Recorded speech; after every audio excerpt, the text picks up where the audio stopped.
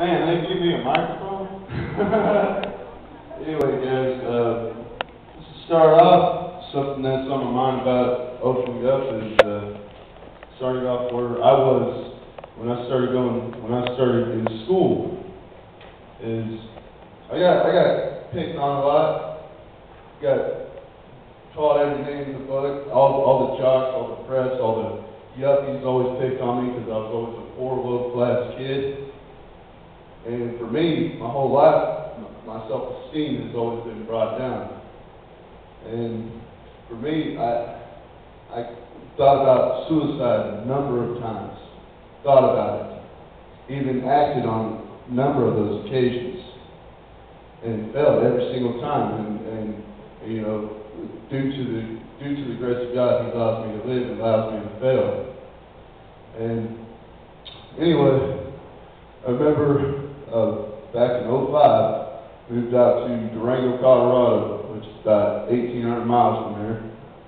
And I was in 8th grade, and that year I was, still a pretty good kid, staying on the straight and narrow type of thing, like mom and dad always tell me, don't go hang out with the wrong people, Then 9th grade comes around, and find out earlier that year, my dad, he's hooked on drugs, he's hooked on meth, and for me, started thinking, why should I care?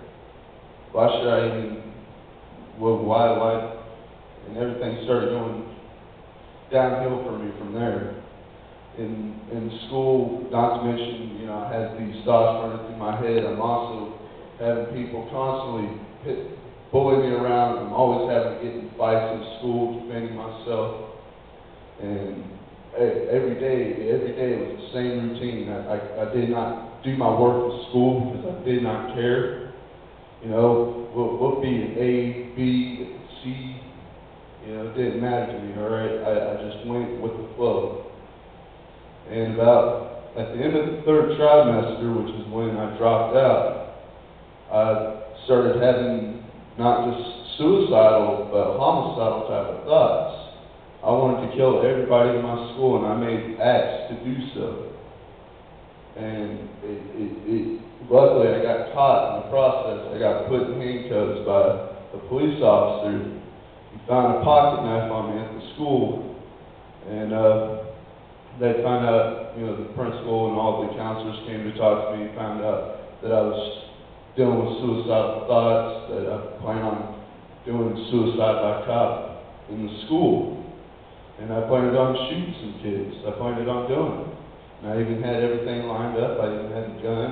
I had ammo lined up. And next thing I know, I'm going to get caught, and after that, about a month goes by, and I drop out of school. I just, it's like I'm either going to kill these kids or just drop out and everybody be safe. I'll calm down, I'll get over my depression somehow, but I need to get out of school.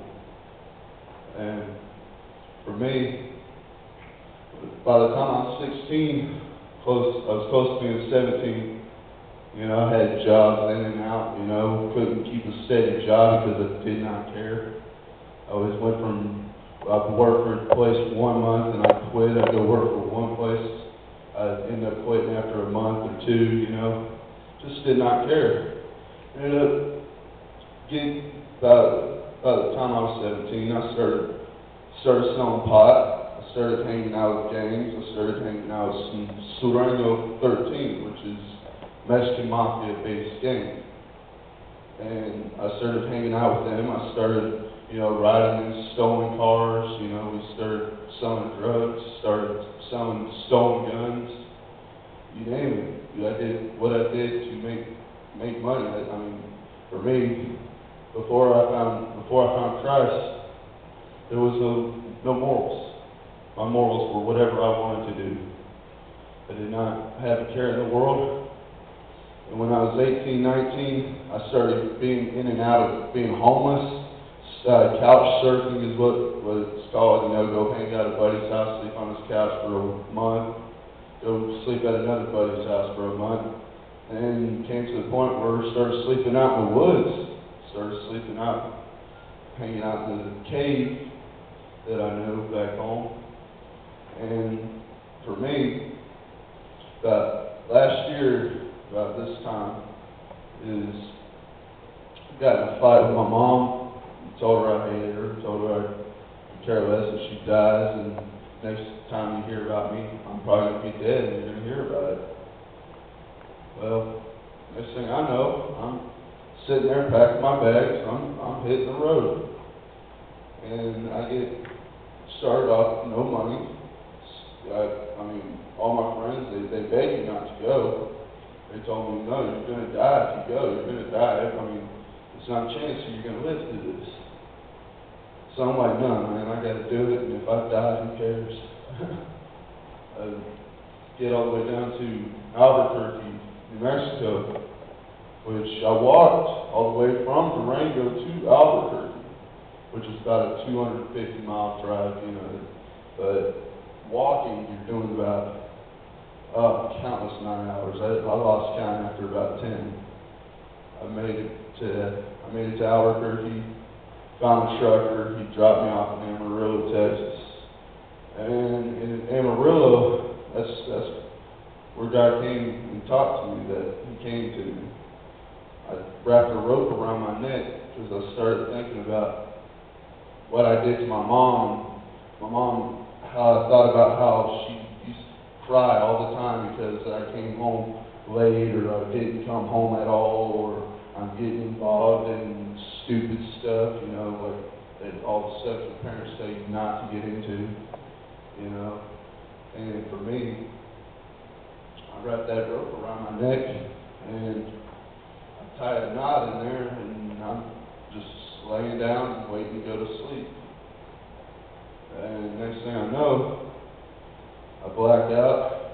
I mean, it's just like weird. I ended up being out of myself at the same time I was in myself. And when I looked up, I could see black figures standing over me, pointing at me. Just as clear as I could see every single one of you, as clear as I could see this black figure. I don't know what it was. I don't know what it was, but I had never been so scared in my whole life. I mean, I tried crying for my mom, and I couldn't. I mean, I was so upset. I soon enough went blacked out again. Next thing I know, I'm waking up, and I find my rope, which was right by my hip while I was laying down. And after that, I started thinking about, you know, what I was taught about, you know, Christianity when I was younger, and taught about, you know, being saved, being born again. So I get down on my hands and knees because I knew right then and there it was God who saved me. It was Jesus. He's the one who saved that, cut that rope off my neck. I know it was Him. I got down on my hands and knees and I asked Jesus Christ to come into my heart and change my life. I can't do it myself. I tried it my way, and it sucks. It just does not work for me. Next thing I know, I fall asleep, and man, I actually felt at peace for once in my life. I felt like I was with somebody even when I was physically alone. And I know so many times throughout my life that I felt alone even in a group of people where I felt like I was just invisible, you know. And when that night happened for me, it's just like every burden of my soul, everything that I thought at that moment was gone, absolutely gone. I wake up the next morning. I get a ride from another guy in a beat up little Toyota. He gives me a ride all the way to Oklahoma City.